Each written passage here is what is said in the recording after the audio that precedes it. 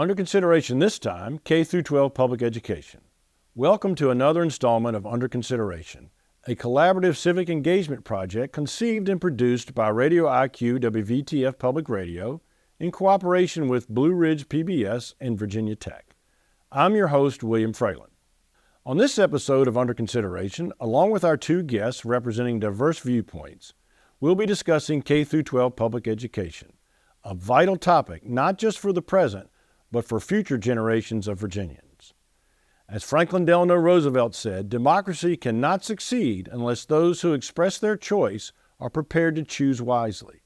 The real safeguard of democracy, therefore, is education. First, a little background. The original effort to create a system of public education in Virginia was proposed to the House of Delegates by Thomas Jefferson in June of 1779. However, the Virginia system of free public education was not established until the Commonwealth's Constitution of 1869. This early attempt was decentralized, it lacked standards, compulsory attendance, and the formation of schools was mostly the responsibility of parents who wanted their children to be educated. While progress was made over subsequent years, Virginia's system of public education was marred by regrettable chapters, including a lengthy period of segregation, followed by massive resistance, which closed publicly funded schools rather than allowing black children into what had been all-white schools. Even after federal intervention, many white parents remained skeptical about sending their kids to newly integrated schools. In September of 1970, a federal court ordered busing to integrate Virginia schools. In a public display of support, then-Governor Linwood Holton enrolled his 4 children in majority black schools, and in a memorable moment captured by news media, escorted his daughter to her first day of class at a Richmond high school. More recently, Virginia, like the rest of the nation, has become embroiled in the so-called culture wars. This has created additional challenges to the educational system. Virginia's public school system today enrolls 1,264,000 students in 132 school divisions, a 6% increase from 2022 to 2023. On this program, we search for common ground, a meeting place where diverse viewpoints on divisive issues that are discussed civilly and afford the necessary context required when exploring complex issues. As we pointed out in previous episodes, we're not here to change minds, but to allow for a greater understanding of diverse viewpoints. Before we dive into our deeper discussion, let's meet our two guests. Laura Bowman is a Roanoke County parent who served as the president of the Roanoke County Council of PTAs, chair of the Roanoke County Public Schools Parent Advisory Council, chair of the Prevention Council of Roanoke, formerly on the board Parents Across America. Through her volunteer work over the past 12 years, she has advocated for the health, safety, education, and well-being of children. Laura is known regionally for advocating on behalf of equal and quality public education. Laura, welcome to our program. Also joining us for this discussion on public education is Chris Brunlick, President and CEO of the Thomas Jefferson Institute for Public Policy, Virginia's nonpartisan public policy foundation. Chris is also past president of the Virginia State Board of Education, where he served on the board for 4 years during the McDonnell and early part of the McAuliffe administrations. He was elected to serve 8 years on the Fairfax County School Board, where he was a strong advocate of research-based reading and math programs, system accountability, and greater opportunities for educationally at-risk children. Chris, welcome to Under Consideration. Good to be here. Thank you. We like to start our program by getting to know you a little bit. So we'll start with you, Laura. Do you remember your first day of school? No, but I do remember kindergarten was a fun time for me. Right. If we talk to my father, kindergarten was not mandatory. So his first day of school was first grade. So he might remember that, but kindergarten's harder to remember. How about this? Do you remember a time you got in trouble at school? No, not really. I was a pretty good kid, as a matter of fact. Okay, well done, Thank you. well done. And where did you go to school? I grew up in Madison, Wisconsin. Okay, all right. And you went to public schools there? I did, yes, all the way through. All right. And so you've had a full 12 years or 13 years of public school education. I did, yes. Gotcha. Chris, do you remember your first day of school? You know, I'm part of the generation whose parents started taking 8mm movies of everything you did. Right. I don't remember if I remember it, or I remember it because I'd see it on a screen. Right. But I do remember the school, and it was one of those old schools with wooden doors and sort of mahogany walls and all sorts of things, which is now torn down and made into condominiums. Yep, yep, yep. Where was that? That was on Long Island, Seaford, New York. Gotcha, gotcha. And did you go to public schools? I went to public schools all 13 years. Okay. All right. Well, good to know. So y'all both have the actual experience of being a student in public schools, so that's very interesting. So Laura, tell me about your involvement with your children's education. How many children do you have? I have one, and when he started at his sweet elementary school, his public elementary school, they asked me to be the PTA president pretty much right out of the gate, and I didn't really know what I was getting into. The sucker born every minute. Absolutely. They saw me coming, apparently. I had been volunteering, doing work in the hallways, and this was pre-Sandy Hook, so the classroom doors were open, and I just heard the sweetness of the children. I saw how hard the teachers were working, and I was so appreciative of what was happening in that sweet school. And so when they asked me to be the PTA president, I said yes, and that kind of started me on the trajectory of understanding teacher salaries, funding, high-stakes testing, how all those things impacted my son's school and his teachers, who I really came to love. And so that was really how it started. Gotcha. And so, Chris, do you have children? I have 4 children, now grown adults, and they have their own children, but all of them went to public school as well. In Fairfax? In Fairfax County. Gotcha. And like Laura, the experience was part of what drove me into this conversation and this form of public policy. My oldest was, I can't remember, the 2nd grade or 3rd grade, and he was coming home and they were writing journals, and I would sort of urge him to correct spelling or something, and he finally got frustrated one day and said, "Dad, they don't do that anymore." And I talked to the teacher at back to school night, and she said, "Well, no, we don't, because it works its way out when they get older." And I said, "I'm taking resumes right now from people, and let me tell you, it does not work its way out." So I mean, that sort of inspired me to say, all right, I need to look a little closer at the curriculum and what we do here. Gotcha. So how are Virginia's public schools performing? Ask a student or a parent or a teacher, and you're likely to get varying opinions. Ask the Republican governor's appointed Secretary of Education, Amy Guidera, and she will reply, as she did in this public appearance, that the Commonwealth has not been serving students very well. State policy choices and priorities over the last decade have resulted in lower student achievement in reading and math, wider achievement gaps for our Black, Hispanic, and low-income students, reduced transparency around outcomes and our startling downward trend lines, and eroding parent confidence in the Commonwealth's public schools. Secretary Guidera was reacting in part to statistics from the National Assessment of Education Progress, also known as the Nation's Report Card, which detailed some discouraging student performance in history, reading, math, and civics. We'll discuss that report in a moment, but first, let's hear each of your reactions to Secretary Guidera's assessment. The Nation's Report Card, NAEP, is actually a pretty good snapshot of what happens in education. It's great to get that snapshot, but I would call it a snapshot. It's a test one day in a year, not given to all students in the nation, a sampling. And the interesting thing about NAEP is proficient in NAEP, which we would think would be, just average. Proficient is an A or an A minus. So we have to understand that the level of the testing is higher. The expectation of the children is higher than grade level, and that's on their website.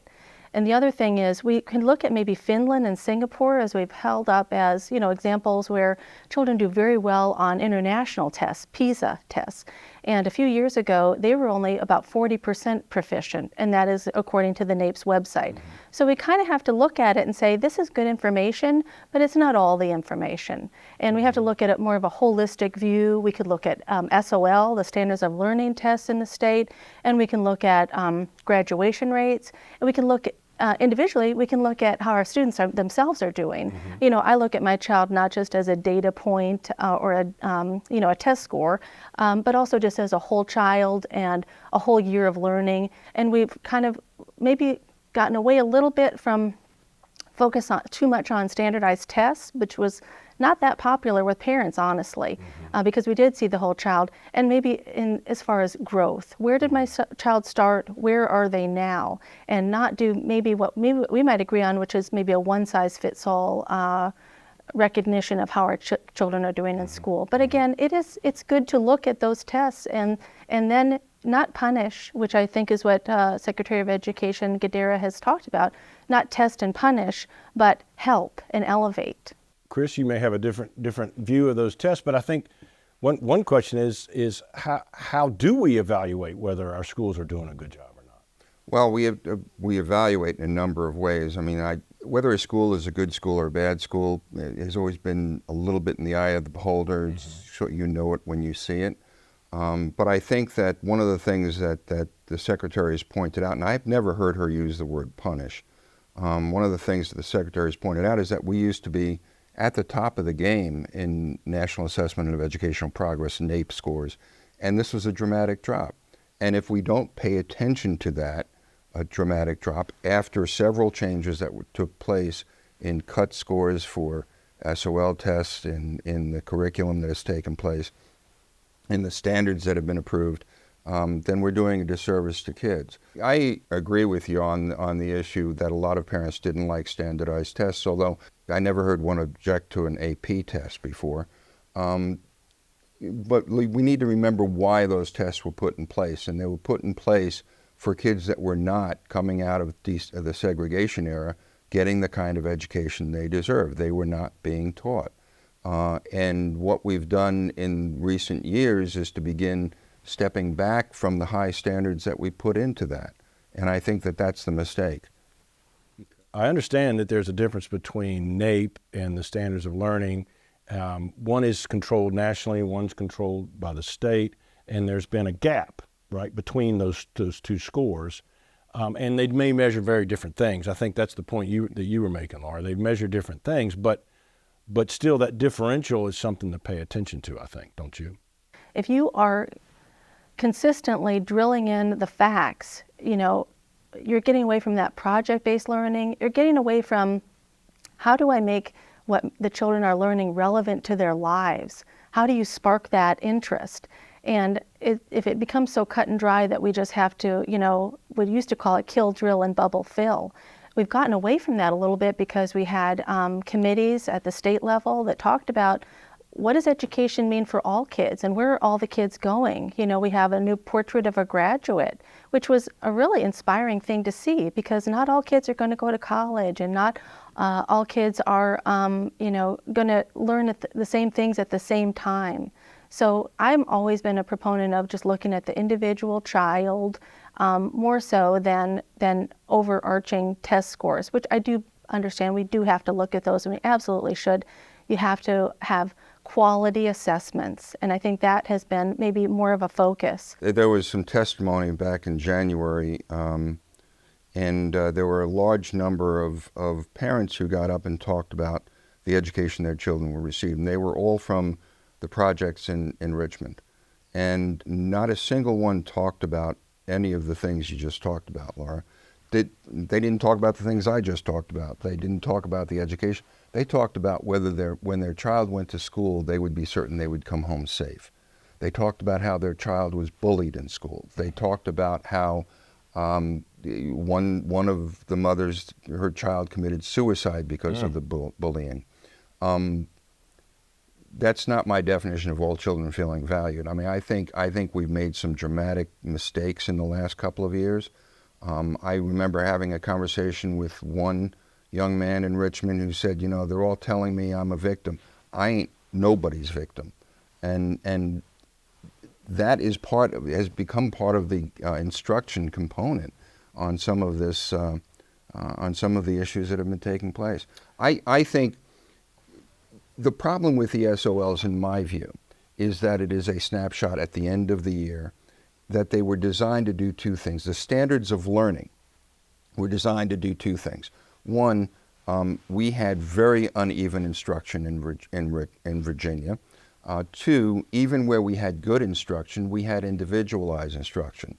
Somebody comes to my classroom and I'm a real World War II buff. So suddenly everything from in the 1900s is all about World War II, and I devote 5 days to the rest of it. There was an effort to say at the end of a child's year, this is what they should learn. The problem we have is that we take this snapshot test at the end of the year, then the children scatter again to a different classroom, and you can't remediate with it. Experts say much of the decline in public school student performance can be traced to the COVID pandemic, which closed schools and supplanted the traditional in-class experience with online learning. And there's this dire warning from Harvard and Stanford researchers. Schools and parents should not assume students will make up the lost ground, as that hasn't happened in the past. What effect do each of you think COVID has had or still has on Virginia's public education? Laura? Well, there's no doubt in my mind, paying attention to what we're being reported in school board meetings, that there was a decrease in math skills and reading skills. One of the things that a lot of parents are able to do is read with their children. So, that if they were home, they were able to read, they were able to understand. Math is a different thing, and so many of us think, oh, this new math, I don't know how to do it. And frankly, my son was taking calculus online. There was no way I could help him. My husband is a little bit better than I, and it's all scaffolded, right? So if you don't learn the skills, then you're not going to be able to go on to the next thing. And that's why, school systems are kind of focusing on high dosage tutoring. They're doing a lot of assessments. Where did the kids start? Where are they now? Still a little bit behind. I guess I never looked at kids like you're in a deficit model, because I think that does a disservice to their resiliency and their ability to pick up on things.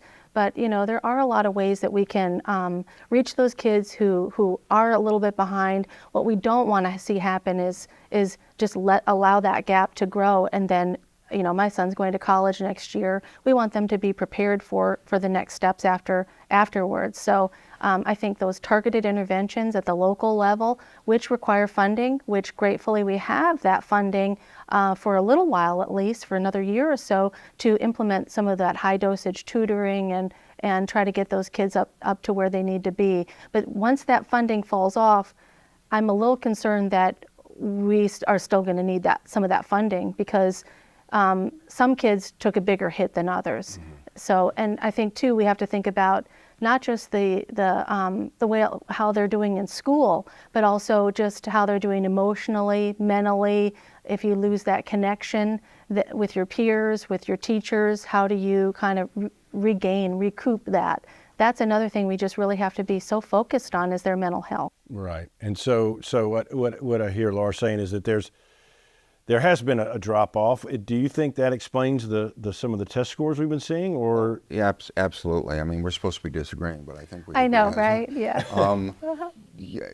It absolutely explains the test scores. And frankly, I think Virginia did not, in many cases, suffer as many of others. The average school system was closed for 70 weeks in this country.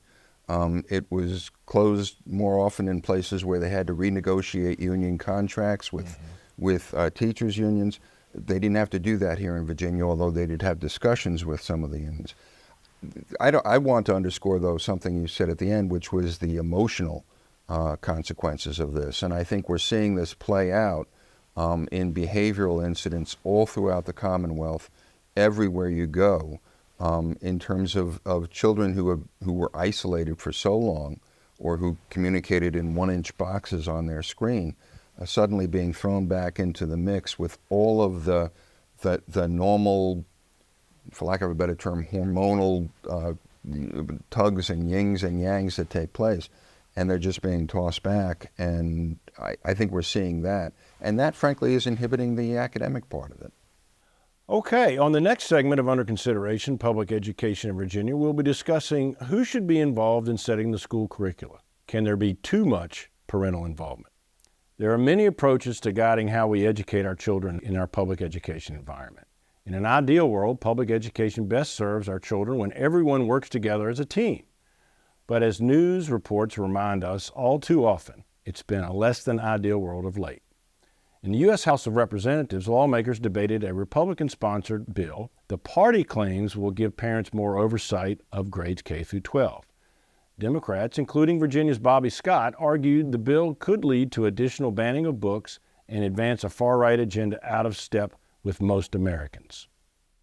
Instead, this bill is one of many attempts by Republican politicians to give a vocal minority the power to try to impose their beliefs on all parents and students. And this extreme education agenda has real consequences for students and educators. Simply put, the Politics Over Parents Act is an educational gag order across the nation which will prevent students from learning and prevent teachers from teaching. In 2013, the Virginia General Assembly passed a one-sentence bill affirming the concept of parental rights on a bipartisan basis. It reads, "A parent has a fundamental right to make decisions concerning the upbringing, education, and care of the parent's child."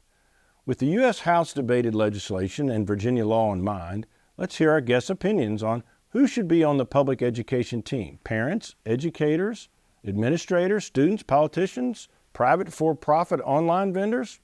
Chris and Laura, your thoughts. We'll start with Chris on this one. Is there an all of the above option? Absolutely. You know, it's interesting. In 2021, Education Week did a survey of teachers, and I think it was 68% said parents, of teachers, district administrators, principals, said parents should be more involved in their child's education and schooling. But only 31% thought parents were. Now, I don't know where that disconnect comes, whether it is because their perception of what involved meant was something else, but what we saw in the past couple of years are parents getting involved. The problem is, I think, that in many cases parents sort of got involved on the basis of the latest social media trend. The problem on the school system side is that many of them simply resisted any real involvement by parents. Even on little things, we've seen just sort of this tendency to tell parents, you know, don't worry about it, we're the professionals. When I was on the Fairfax School Board, we had something like, and I sometimes think Fairfax was just the advanced wave of everything that's happened in the state. We had something like, in one year, 50 book challenges in libraries, school libraries. And I voted for some of the challenges. I thought, you know, that really doesn't belong in an elementary library. This one really doesn't belong in a middle school. We move them up. And I voted against some of them. In a lot of cases, we found librarians hadn't even read the books. Once the challenge was put in place, they read the book. They said, you're right, this doesn't belong here. But the school system and the board got so tired of this, they moved it away from the board. And they said, we're going to have administrators do this, where parents have no input. You know, education used to be decided at the local level, local school boards. And they weren't elected in Virginia, but in the rest of the country they were elected. And people had some accountability in place. What we've got now is local education being decided by the state and being decided by the feds and being decided by court decisions. And parents, I think, are reasonably frustrated that this system, which, if I remember your introduction, was started by parents, have no more say in it. But we do have elected school boards now. We do. It seems ironic that now that we have elected school boards, we still have this problem. In most cases. But what we have now are, you know, the Obama administration, the Biden administration came down with new dictates. The McAuliffe administration, now the Youngkin administration, coming down with dictates to say what you ought to do, and court decisions on everything from the social issues of transgendered bathrooms and high school athletes to the more serious decisions of special education provisions that need to be made for kids. These are all dictates, and school boards have no authority in many cases over this, or they've got to be willing to take it to court, and that's going to be an expensive proposition. Gotcha. So, Laura, as a parent, you have had a lot of involvement in the public schools, so what's your view on this? I kind of look at it, again, as a collaborative effort. So you could say maybe a four-legged stool. So you have the teacher who teaches, the student that learns, the parent that supports, the government that funds. And I would agree on the local control piece of that. So if one leg of that stool is wobbly, the student's academic achievement suffers. And we talk a lot about parents' rights, and I try to talk a lot about children's rights, safe schools, certified teachers, small class sizes, full and fair funding. The parent engagement piece is what I really have honed in on. And I started in Roanoke County Public Schools, the Parent Advisory Council. And that was so that Roanoke County is shaped like a donut. We don't always know what's going on in 23 different schools. So why not have a representative from each school come to these meetings with the administrators, find out what's happening in the school system, and have a voice in that. I mean, this whole thing of like parents didn't have a voice and parents didn't have rights has really been news to me, because I have always felt like we do, and we have that, and we should have it. It is our right. I know my child really the best. So that parent engagement piece and the child's rights to a quality education supersede any of the kind of what I'm talking, the noise around the parents' rights, because it is encoded into law. So often all you have to do is look back at the law and say, you need to listen to me. I have a vested interest in what happens. What shouldn't happen, though, is that someone shouldn't tell me how to parent. Someone shouldn't say, well, I don't like that book or that for my child, so therefore your child shouldn't have it either, because the rights go both ways. Okay. Let's now focus on teachers, many of whom are leaving Virginia schools in high numbers without being replaced. Before the start of the 2022 to 2023 school year, nearly 11,000 teachers left the workforce. Schools across the Commonwealth hired only 7,300 licensed teachers. Additional departures during the school year created a total gap of more than 4,000 teachers. All of this occurred as student enrollment increased by 5%, more students being taught by fewer teachers. According to a report by the Virginia Joint Legislative Audit and Review Commission, teachers are experiencing lower job satisfaction due to low pay, increased behavioral and mental health challenges, lack of respect from parents, as well as political intrusion.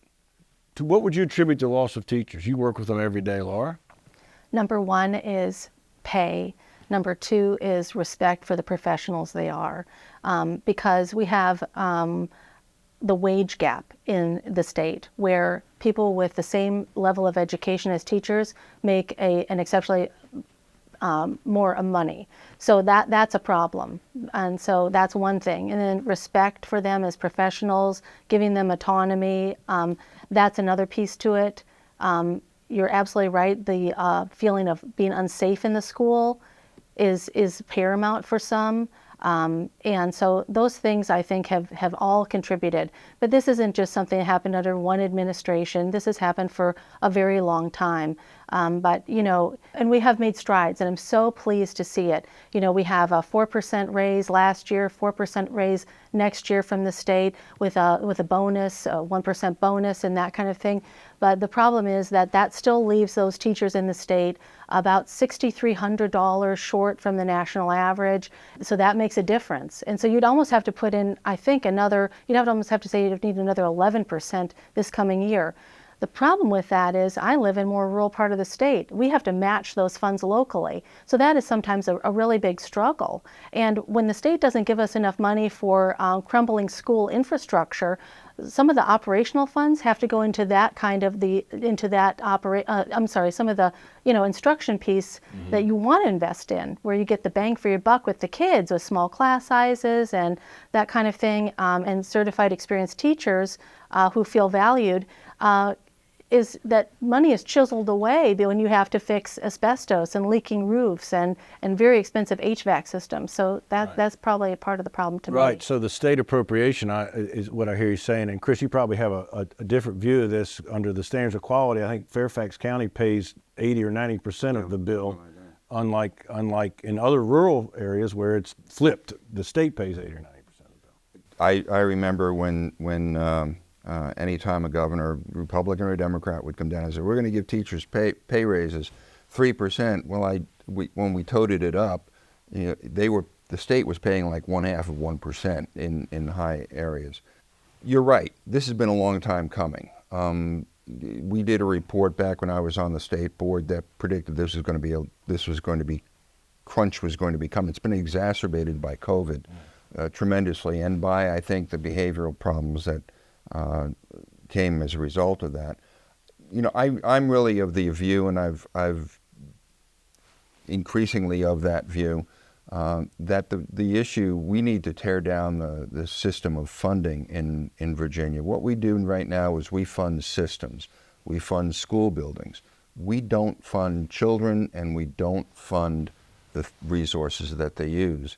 And so we sort of look at a school system, we run things through a local composite index, but the reality is that we have more poor kids in the state now than when we started that sort of system of local composite funding. We've got more poor kids, we've got more non-English speaking kids, we've got more kids with identified disabilities. All of those are demonstrably more. But what we do is we give them to school systems and schools saying, this is how you will spend it. And I'm of the opinion at this point that what we need to do is push down the money. We need to have a flat sort of spending that has multipliers on it for the students you're teaching, for the challenges that those students bring to the classroom. And let the school systems and, frankly, the schools decide how to spend it best. Instead of saying you have to spend it on this kind of teacher, let them say, no, what we need here are this kind of teacher. We don't need a reading, we need a math teacher. We don't need, we need to combine some classes. We don't need another athletic facility. We need a library. Let schools and let school systems make those decisions. And it's revolutionary. I've suggested it for McAuliffe, Youngkin, and Northam. Nobody takes you up on it, because frankly what you have to do is you have to bring everybody together, and then you have to say, we're going to do this, and it's not going to be on my watch as governor, it's going to be on the next guy's watch, because it's going to take that long to do it. Right. How long did it take to get the first one? Right. So I suspect, though, you'd say in that local control, you still have the testing and the evaluation of the outcomes. That's how you measure whether or not things are working. Gotcha. Because you and I both know, and you know, there are school systems in this state that are imploded, and they've been imploded for many, many years, and nothing has, in many cases, nothing can be done because of the way the Constitution is written and the way it's been interpreted over the years, but in many cases because there's never been the will at the local level. I'd like to think things are going to be changing in some of those systems, but so far they're not. And so you still have kids that are growing up, being educated but not educated, and they're getting a degree but can't read their own diploma, and that frankly are not safe going to school or coming home from school. And that's just wrong. So Laura, I suspect you might have some agreement there about local control of that. I don't know, but. I absolutely do. I mean, you know, because we can't, Fairfax is not Roanoke County. Roanoke County is not Bristol. You know, when you have that wonderful Dr. Perrigan, who is the superintendent of Bristol schools, and he's been a wonderful advocate for paying attention to what happens in that part of the state, because sometimes we feel like down here that Richmond just thinks that, folks think that the state ends at Charlottesville. And then, but there's this whole different type of needs down here, and that includes, you know, just something that maybe we don't always think about, just old school buses, you know. And so, how do you have equity of opportunity, right? How do you have more focus on the needs of individual children and in their own school districts? So, and it's just so apples and oranges. Right. And it's apples and oranges too, in the challenges of teachers. I mean, I remember meeting with administrators in Northern Virginia, and the problem was teachers, they could find teachers, but they couldn't pay enough for the cost of living in Northern Virginia. Right. I'd meet with teachers in Southside. I said, what's your selling point? He says, I'm only 45 minutes to the nearest Walmart.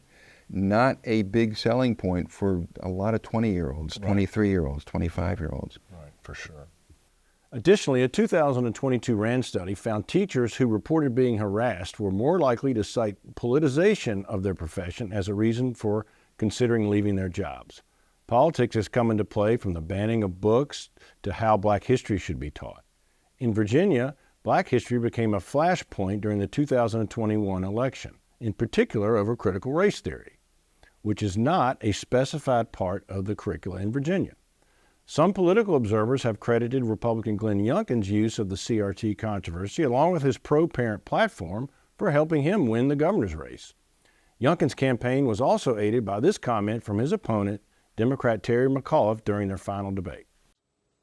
I'm not going to let parents come into schools and actually take books out and make their own decision. You vetoed it. So, yeah, I stopped the bill that I don't think parents should be telling schools what they should teach.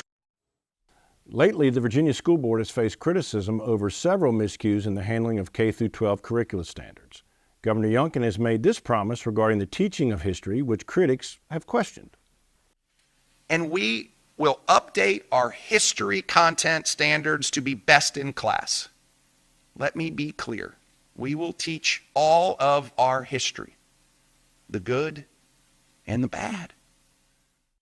Meanwhile, in Alabama, a deep red southern state, which was the site for many events in the civil rights movement, State School Superintendent Eric Mackey says parents black and white want to see a more inclusive version of history being taught.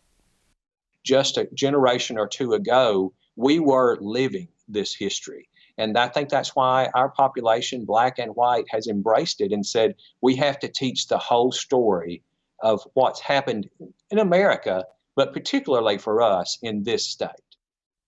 We'll start maybe with Laura. What do you think of the comments, Governor Youngkin's comments, Governor McAuliffe's comments, and what's going on in Alabama? So I think it helps to go back a little in time to 2017 when Delegate Landis was in the General Assembly, and a parent had a student, a high school age student, senior, who was assigned either the book or the passage Beloved by Toni Morrison. And she took offense at what was in that book. And so she spoke out with Delegate Landis, and he brought a bill forth about sexual content in the books.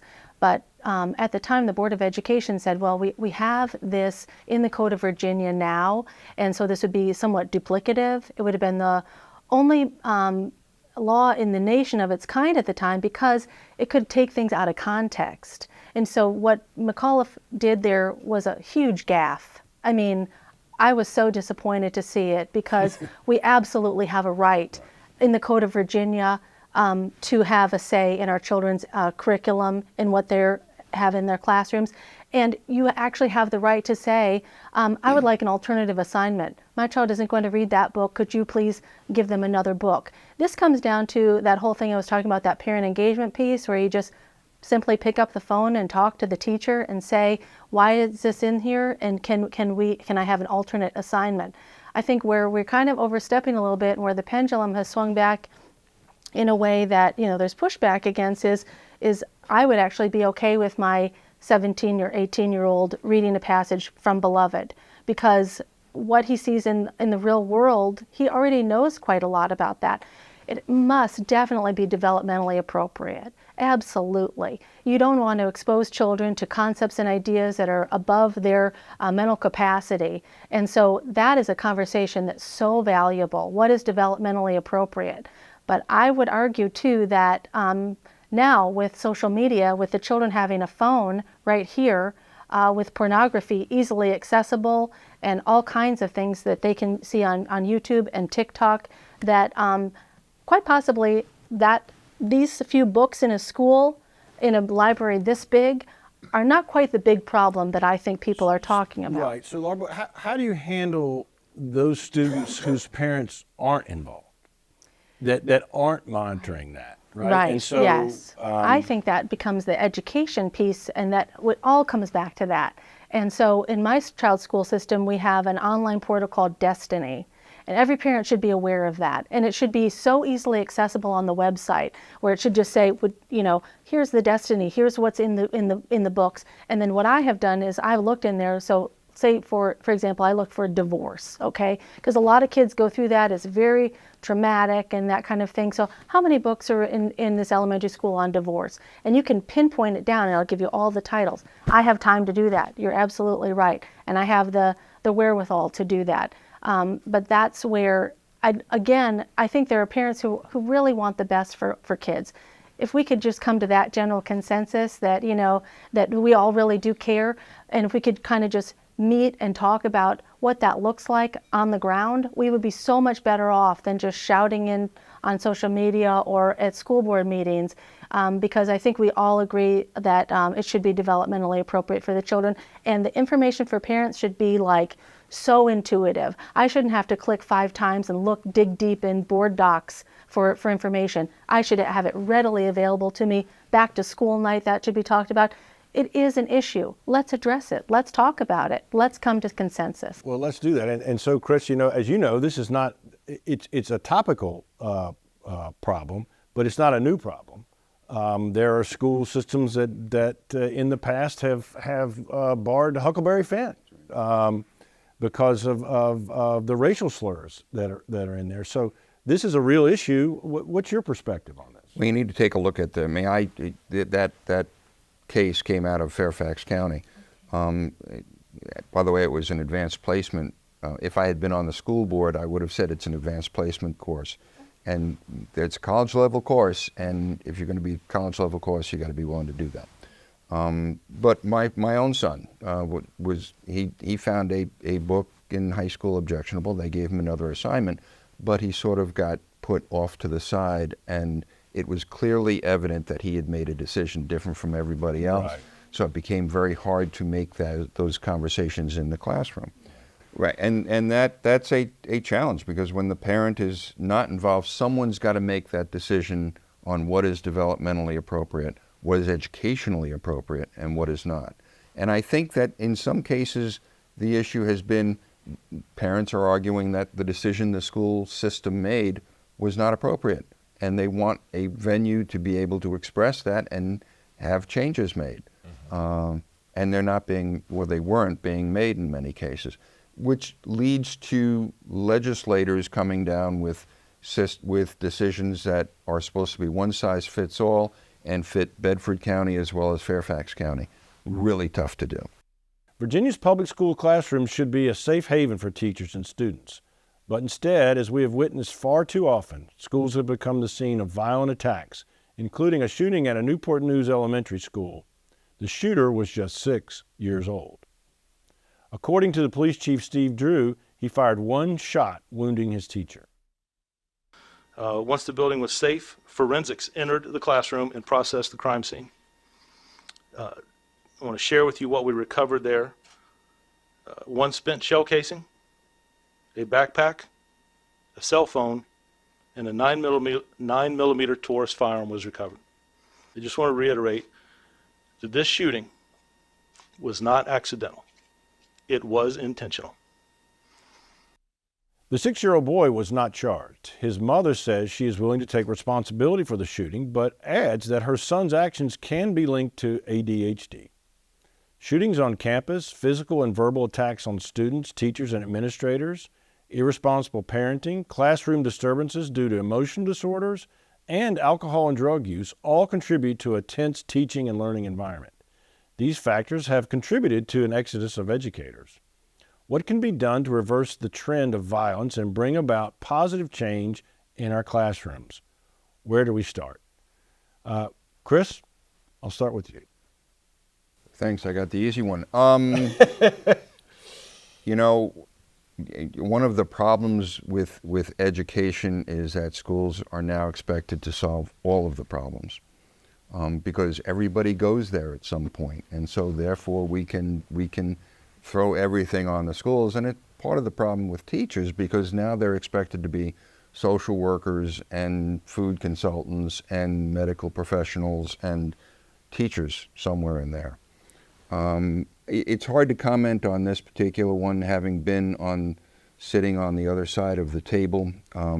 It sounds like the child has an IEP, that he was a special education student. There are federal laws that get involved. Clearly there was a mistake. By all reports that I've seen, and you have to wait for these things to go through the courts, the, the, the warning went up the chain of command, and somehow the top of the chain of command did nothing or didn't do anything adequate. And that's the first thing. But to create a safe environment is a challenge. One thing that I think we can do, you know, Fairfax County used to have a very, very strong policy against cell phones. And we wouldn't let anybody have cell phones on campus until 9/11, and everybody pulled them out. That was the days when cell phones didn't have buttons and didn't have cameras. And now we have situations where literally kids will start a fight in order to film them and post them on social media. Take the cell phones out of the schools. You ban them, deposit them. One of the school systems has bags now that they will seal them up, and they can only be taken out through going through a magnetic opener. There was a huge debate at one point over whether or not there should be SROs in the schools and school resource officers. And this happened after Connecticut. This happened again after the George Floyd case, when some school systems, not school systems, boards of supervisors and city councils said we're going to take the funding away for these things, even though the kids, the students, by like 70% were saying, please keep the school resource officers inside the schools. That ought to be beefed up if it's done right, because I've seen school resource officers, I've seen it done right. They become friends with the kids. I've seen it done right and I've seen it done wrong. I've seen the guy who's sat there handing out tickets because kids were smoking, and then I've seen the one who got to be friends with people and found out about the kid who did have a gun before he could do anything with it. We need to beef that up. We need to do better training on that, and I don't know that any school system is exempt from it, but at the end of the day, this is a societal problem, and we can't just expect the schools to be able to handle it on their own. We've got to change the way society is looking at things, and the way society is doing things, and the way society is talking to each other, and maybe this show is a start. Maybe so, maybe so. Laura, what are your thoughts on school safety and your experiences? Well, I understand the concept of mission drift, right? Where you know, all of society's ills are coming through the open doors of the school, and then the school system's employees are supposed to fix all of those things. They absolutely cannot, especially with the resources that they have. And when we talk about SROs in schools, you know, you have to make sure you have enough counselors. You can't have more police officers than you have counselors per student. That's one of the things that we need to lift the support cap in the state, better fund the standards of quality, because we need those mental health services in our schools for our children. You know, you just have, it's essential to have those supports, because those problems are happening, some of them in the school, a lot of them happen outside the school, but we all have, you know, an obligation to look at each individual child and what do they need emotionally too. I think we need to talk about emotional quotient of children, because IQ is great and you'll go far in life with a high IQ, but if you don't know how to self-regulate, if you don't know how to get along with one another, if you don't know how to show respect for the people who are showing up each day trying to get you to the next level in your education and life, that's a real problem. And I think we need to have those expectations for the children. This is what's expected of you. And children can rise to reasonable but high expectations. And that makes it better for all the kids, because if you're in a classroom and you have a couple kids who are disruptive the whole time, that's unfair to the children who are not. And so an issue though then is, do you just take those kids out and sequester them and maybe rob them of some of the social things happening in the school and stuff? But we really have to talk about the safety of the whole, and what that exemplified in Newport News with that tragic shooting was that, first of all, parents need to secure their firearms in their homes. Children should have no access to that weaponry. Absolutely. I understand kids go out hunting in my part of the state and everything. That's fine. I'm just saying that you really need to be a responsible firearms owner. Number two, we need to really listen to our kids' teachers on the ground. They know what's happening. They know their students better than anyone else in that building. And so when that teacher, what it sounds like to me, was not listened to, you know, that is a failure of the chain of command there. That's a failure of accountability to listen to what's happening on the ground in the classroom, and that creates a completely unsafe setting. I will say too, when it comes to safe schools, not always is it the threat from the child within, right? It's also the threat from the person from without. And there are layers of safety that can be used. I don't like the fact that our kids have to, and teachers are subjected to lockdown drills. Some react emotionally to that differently than others, but I did listen to some years ago now, Michelle Gay, whose child was murdered at Sandy Hook. And she said, in time of crisis, we default to our level of training. And so that is another piece. It's so many layers, it's so complex. But again, I think if we can kind of talk about what is a safe school and how do we achieve that, and listen to the teachers and bring in safety experts and have conversations about having enough SROs, because you know there kind of aren't enough in my county. They're having a struggle trying to get enough, number one, and number two, that ongoing training, because not everyone is qualified to be in a school doing that work. It takes a special kind of person to create those relationships with the kids, and you know they should really just be checking every door all day long, because those layered points of entry are going to make it so that you know you're not allowing an outside actor to come in and wreak havoc in a school. And to your point, I mean, I agree with you. And to your point about counsel, not every school is going to need the same level of resources, and it's something that we don't recognize enough in the way the standards of quality and the standards are written. Some schools might need 5. Some may not need any. We need to reflect that. And school resource officers. School resource officers, counselors in particular, any number of things. That's why the decision making needs to get back down to the local level.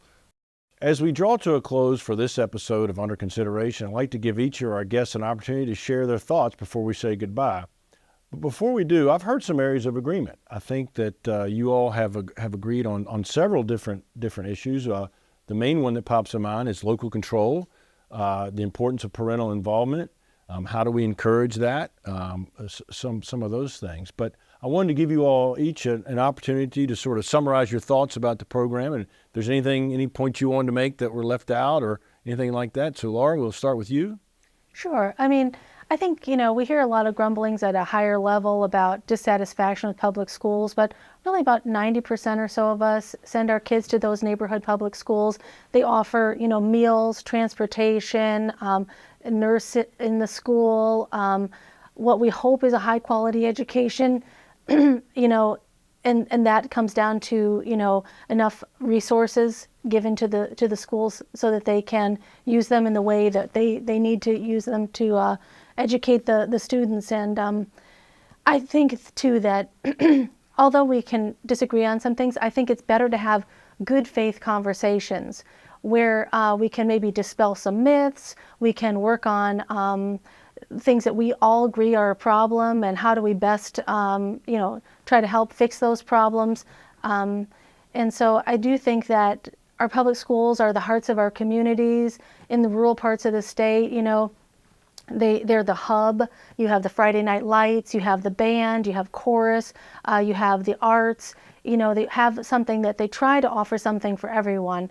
If we could possibly get away from maybe just that one size fits all and allow some autonomy and some reaching the kids of where they are, and understanding that what happens in the community, what happens in the home impacts the school day, and that we shouldn't be scapegoating the public schools and the public school teachers.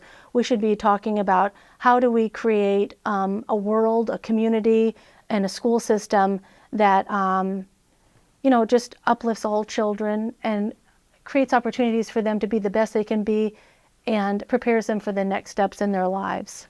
Okay, well, thank you. So Chris, any final thoughts? Hard to beat that. Oh. Because I think we are very much in agreement on a lot of that the public school tends to be the heart and soul of the community, even in Northern Virginia, which is much larger. I used to tell people when you're running for school board, if you were running for a district in a place like Fairfax County with 160,000 students, people don't care about Fairfax County public schools. They care about their school. They care about their high school. They care about how that band is doing and how that football team is doing. And at the end of the day, we want to do that, but we want to make certain that children come out of that system prepared to take their place in society as adults, whether they're going to college, going to work, that they have the skills, and frankly, the sort of soft skills that will mean that they show up on time and that there'll be another generation down the road. Thank you, Chris, and thank you, Laura, and thank you for listening and watching. Under Consideration, a collaborative civic engagement project conceived and produced by Radio IQ Public Radio in cooperation with Blue Ridge PBS and Virginia Tech. Your comments and suggestions for future topics are welcome at radioiq.org. Until next time, I'm William Fralin. Under Consideration is a civic engagement project of Radio IQ and Blue Ridge PBS, with financial support from the Virginia Tech Foundation. We welcome your feedback and suggestions for future topics. Contact us through our website, radioiq.org.